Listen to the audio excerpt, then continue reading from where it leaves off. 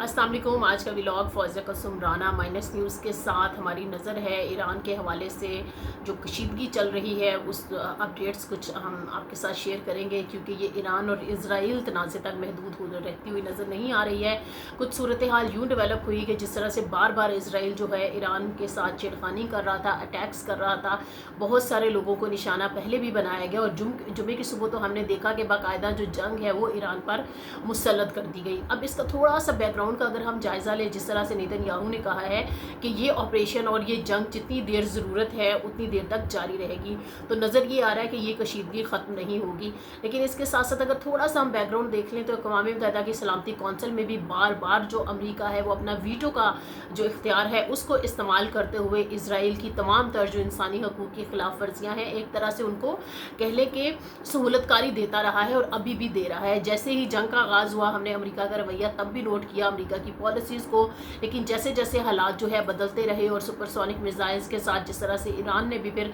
Israel को target किया तो फिर हमें नज़र आया कि जी जंग बंदी होनी चाहिए और फिर बहुत सारे ममालिक ने सालसी करने की कोशिश की। अगर अमरीका के दोहरे रवैये की बात की जाए तो एक तरफ तो जो यूएस का रवैया ये था कि वो इंगेज कर रहा था टॉक्स में, ताकि जो जौहरी हथियार है वो ईरान से सरेंडर करवाए जाएँ, यहाँ एक हतमी जो डायलॉग है उसके ज़रिए कोई उसका हल निकाला जाए। और दूसरी तरफ एन उसी वक्त में जो इसराइल है वो जो ईरान पर हमला कर देता है। इससे पहले भी हमने देखा है कि जब एक मुख्तलिफ सूरत हाल में अमरीका हमेशा इसराइल को सपोर्ट करता है, और इसराइल कोई आम मुल्क नहीं है। अगर आम तौर पर जो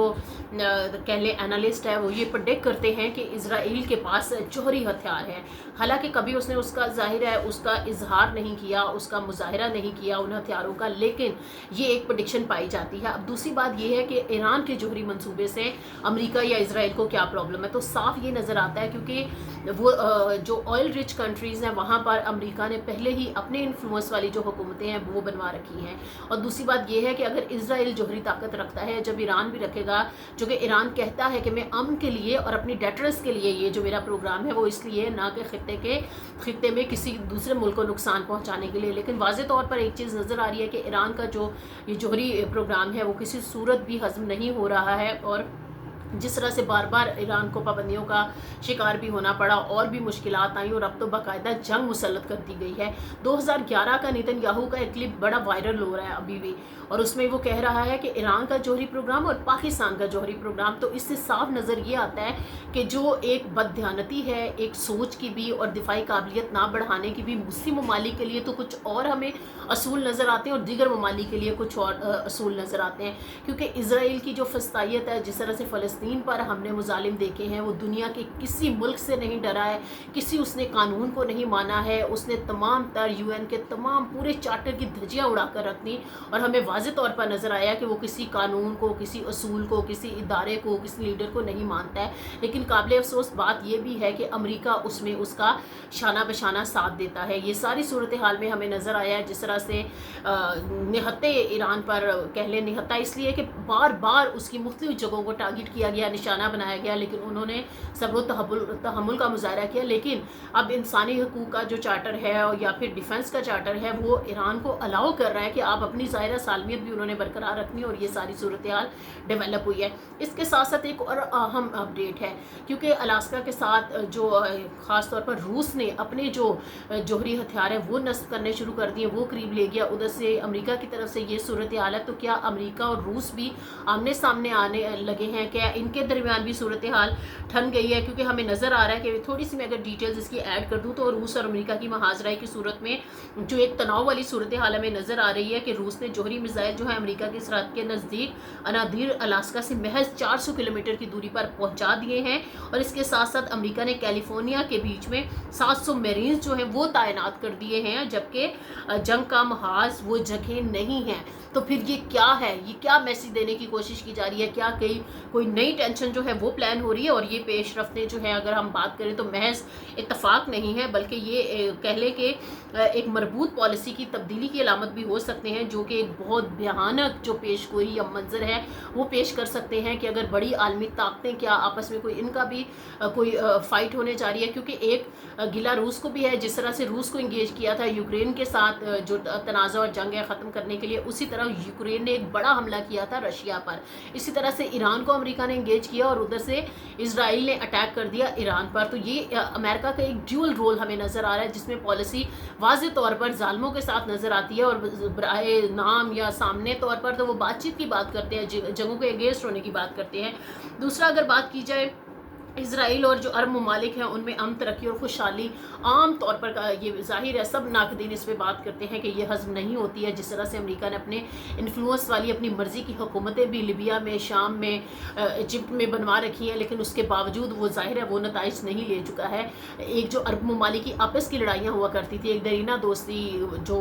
کہہ لیں کہ دشمنی جو ہے وہ دوستی میں بدلی، وہ ایران اور سعودی عرب کی تھی. پھر ہمیں صورتحال یہ نظر آئی کہ کس طرح سے ایران اور سعودی عرب کے جو صورتحال ہے وہ بہتر ہو گئی، اور عرب ممالک نے میرے خیال میں اب ٹرمپ کی یہ جو دوگلی پالیسی ہے اس کو ریجیکٹ کر دیا ہے کہ آئل پالیٹکس کے لیے، وسائل پر قبضہ کرنے کے لیے نہ صرف یہ کہ امریکہ اپنی مرضی کی انفلوئنس کی حکومتیں بناتا ہے، بلکہ ان تمام تر وسائل کو بھی اپنے ہی زیر تسلط رکھنا چاہتا ہے. ایک اور بڑا اہم پوائنٹ ہے جس کو کہ ایران نے ابھی بلاک کر دیا ہے، ہرمز کا پوائنٹ، جہاں پہ پورے یورپ کو اور دیگر ممالک کو جو تیل کی آمد و رفت ہے وہ ہوتی ہے. تو آپ یہ دیکھیے کہ اگر یہ جو آئل کی جو سپلائی ہے اگر وہ واقعی میں رک جاتی ہے تو اس سے کیا ہوگا؟ کیا واقعی میں اس سے بڑے خطرات سے دو چار ہو سکتے ہیں؟ کہ اس پر برطانیہ نے بھی تشویش کا اظہار کیا ہے، کیونکہ ایران اب تمام در جو پاسبل اپنی آپشنز ہیں وہ استعمال کرے گا، کیونکہ برطانیہ، فرانس، امریکہ یہ سب اسرائیل کا اس وقت ساتھ دے رہے ہیں. اس سے پہلے ہم نے دیکھا ہے فلسطین میں کتنے لاکھوں بچوں کو نشانہ بنایا گیا ہے، لیکن کسی صورت بھی کسی نے بھی سپورٹ نہیں کیا.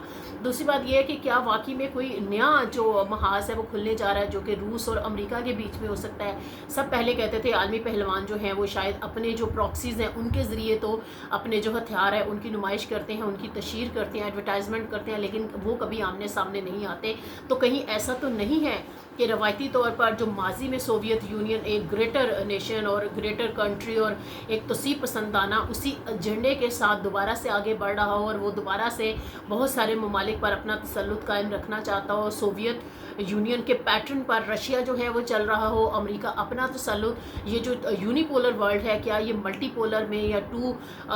لائک ہونے کیا جا رہا ہے؟ کیا واقعی میں طاقتیں ایک دوسرے کو ہضم نہیں کر پا رہی ہیں؟ تیسری طرف ہم دیکھ رہے ہیں کہ چین کا جو رول ہے، چین کی جو ٹیکنالوجی ہے وہ غالب نظر آئی ہے. تمام تر جو صورتحال ہے جو ہم نے دیکھی تھی انڈیا اور پاکستان کے تنازع کی صورت میں بھی، اور جس طرح سے مغربی ٹیکنالوجی کو اسرائیل کے جو تمام تر صورتحال ہے اس میں بھی ٹھیس پہنچی ہے. تو اب یہ سوال پیدا ہوتا ہے کہ کیا واقعی نیتن یاہو نے بنکر بنا کر ہی اپنی عوام کو تحفظ دیا تھا، اور کیا وہ بنکر ہی ان کی تحفظ یا ان کی حفاظت کی علامت ہے؟ کیا وہ ان بنکروں میں چھپ کر اپنی بقا جو ہے وہ قائم یا بچا سکیں گے اپنے آپ کو؟ خود تو ان کے بارے میں رپورٹ کیا جا رہا ہے کہ نیتن یاہو جو ہے وہ فرار ہو چکے ہیں، وہ ایتھنز میں جا کر رہنے لگ گئے ہیں، اور اس طرح سے آیت اللہ خامنئی جو ہیں وہ اپنی عوام کے بیچ میں موجود ہیں. اور جس طرح سے ایران اور اسرائیل تنازع میں جب ایران اٹھ کھڑا ہوا ہے اس نے اپنے دفاع کے لیے اسرائیل کو جواباً کارروائیاں جب کی ہیں، تو ہمیں نظر آیا کہ عرب ممالک میں حکومتیں تو چاہے کسی اور کے ریموٹ کنٹرول سے چلتی ہوں، لیکن جو عوام ہیں ان کی فیلنگز، ان کے جو جذبات ہیں وہ دیدنی نظر آئے. ہمیں بہت ساری جو تباہی ایران نے اسرائیل میں کی ہے، چونکہ ظاہر ہے مغربی ٹیکنالوجی کا فیلئر بھی ہے، تو اسرائیل اور امریکہ اس کو چھپانا چاہتے ہیں، اس کو رپورٹ نہیں کرنے دیا جا رہا ہے، ان ویڈیوز کو، ان چیزوں کو چھپایا جا رہا ہے. لیکن دوسری طرف جو ہے ایران جو ہے وہ بھی اپنی دھاک خطے میں قائم کرنے کے لیے بالکل پرعزم ہے، ڈٹا ہوا ہے. لیکن اس سارے سیناریو میں ایک چیز ہمیں نظر آتی ہے کہ دنیا ایک نیا جو ایک دھنگا اور بڑا میدان ہے نا فساد کا، اس کی طرف جاتی ہوئی دکھائی دیتی ہے. اور بظاہر یہ جو امریکہ صاحب بہادر ہے، شاید سفید عقاب کی طرح اپنی آنکھیں یا اپنے مقاصد اور یا پھر اپنے کچھ ایسے انٹرسٹ جو کہ نظر نہیں آ رہے ہیں، کوئی بھانپ نہیں پا رہا ہے، ان کو سیف گارڈ کرنے کے لیے شاید وہ کوشاں بھی ہے اور وہ اس پوری کوشش کو کر بھی رہا ہے. لیکن دیکھتے ہیں کہ کیا واقعی میں جس طرح سے سعودی فرمانروا نے بھی کہا ہے کہ خاص طور پر امریکہ کو کہ آپ اس جنگ سے دور رہیں، اگر آپ حصہ بنیں گے تو یہ مزید کشیدگی جو ہے پوری دنیا کو اپنی لپیٹ میں لے لے گی. اب سوال پیدا یہ ہوتا ہے کہ جس طرح سے امریکہ نے ویسے صورتحال کو بھانپ تو لیا ہے، کیا امریکہ جو ہے عملی طور پر اسرائیل کی جنگ میں کودے گا، جو کہ اسرائیل بار بار اپیل کر رہا ہے کہ ہمارا ساتھ دیجیے. تو اب دیکھنے کی بات یہ ہے کہ کیا نیٹو جو ہے کیا اس کی صورت میں اسرائیل کا ساتھ دیا جاتا ہے؟ تو کیا ادھر سے جو مسلم بلاک ہے، کیا مسلم کنٹریز جو ہیں وہ ایران کا ساتھ دیں گے، نہیں دیں گے؟ اور اگر ایسا ہوتا ہے تو وہ جو ایک بات چل رہی ہے جو کہ تمام تر وار اینالسٹ پہ بات کر رہے ہیں کہ دنیا جو ہے تیسرے عالمی محاذ کے دہانے پر آ پہنچی ہے۔ تو اب دیکھتے ہیں کہ یہ جو سفید عقاب ہے یہ اپنی نظریں اور پنجے کہاں گاڑے ہوئے ہیں، کیا واقعی یو این جس طرح سے مغربی طاقتوں کے جو تمام تر مفادات ہیں صرف ان کو ہی سیف گارڈ کرتا ہے، جو ہمیں واضح طور پر نظر آ جاتا ہے۔ اب دیکھنا یہ ہے کہ کیا واقعی امریکہ جو ہے دنیا میں امن چاہتا ہے۔ ٹرمپ کی وننگ سپیچ کا پھر میں حوالہ دوں گی، کیا وہ صرف بوگس باتیں تھیں، وہ جھوٹ تھا، وہ فریب تھا، جس طرح سے امریکہ بہت سارے مواقعوں پر دوسروں کو کے ساتھ یہ ڈاج کر رہا ہے، یوکرین کے معاملے پر رشیا کے ساتھ، پھر ایران کو مذاکرات کی ٹیبل پر لانا، بات چیت کے لیے کہنا، لیکن صورتحال اس کے ہمیں برعکس نظر آ رہی ہے۔ لیکن جو اہم ڈیولپمنٹ ہے نا، روس اور امریکہ، کیا ان کے درمیان بھی ٹھننے جا رہی ہے، کیا صورتحال واقعی بگڑنے جا رہی ہے؟ ہماری ان تمام تر اپڈیٹس پر نظر رہے گی۔ ہمارے چینل کو مائنس نیوز کو فالو کرتے رہیے، اور تھینک یو سو مچ۔ آج میں نے آپ سب کا شکریہ بھی ادا کرنا تھا کہ جو ہمارے 1K سبسکرائبرز ہیں، آپ سب کے فیڈ بیک کے لیے ہم ایک بار پھر آپ کے مشکور ہیں۔